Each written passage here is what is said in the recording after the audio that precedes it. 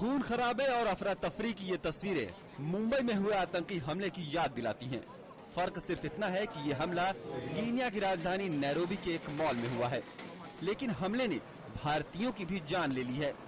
Nairobi के waste gate shopping mall में ये हमला कुछ नकाबपोश आतंकवादियों ने मुंबई हमलों के अंदाज में ही किया। बंदूकधारियों ने शहर के सबसे खास शॉपिंग सेंटरों में एक वेस्ट गेट सेंटर पर हमला किया। इसके बाद वहां अफरा तफरी मच गई। आतंकवादियों ने मॉल में घुसकर पहले ग्रेनेड फेंके और फिर ताबड़तोड़ फायरिंग शुरू कर दी। इसके अलावा कुछ लोगों को बंधक भी बना लिया। जब हमलावरों ने मॉल में हमला किया था तो वहां करीब 1000 लोग मौजूद थे। शुरू में नैरोबी की पुलिस ने इसे लूटपाट का मामला समझा, लेकिन जल्द ही उन्हें महसूस हो गया कि ये आतंकवादी हमला है।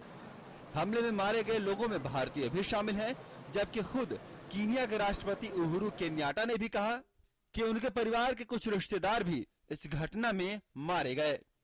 They have killed at least 39 innocent people and injured more than 150 others. With the entire nation, I stand with the families of those who have lost their lives and extend every Kenyan's deepest condolences. भारतीय विदेश मंत्रालय के प्रवक्ता सैयद अकबरुद्दीन ने बताया कि मारे गए भारतीयों में एक 8 साल का बच्चा भी शामिल है।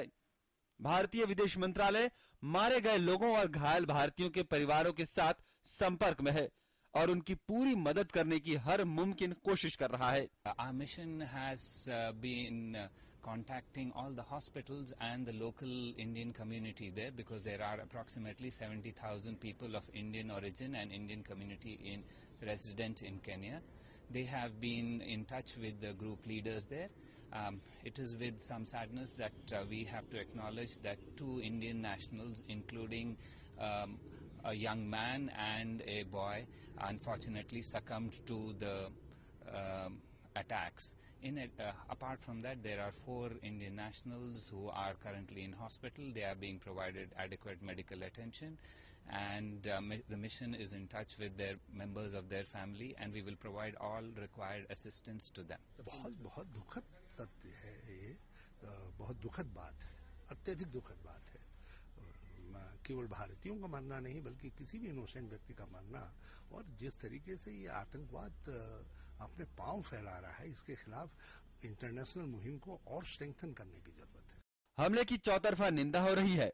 संयुक्त राष्ट्र ने भी घटना की आलोचना की है, जबकि ब्रिटेन के विदेश मंत्री ने हमलों की कड़ी निंदा करते हुए कीनिया को हर संभव सहायता का आश्वासन दिया है।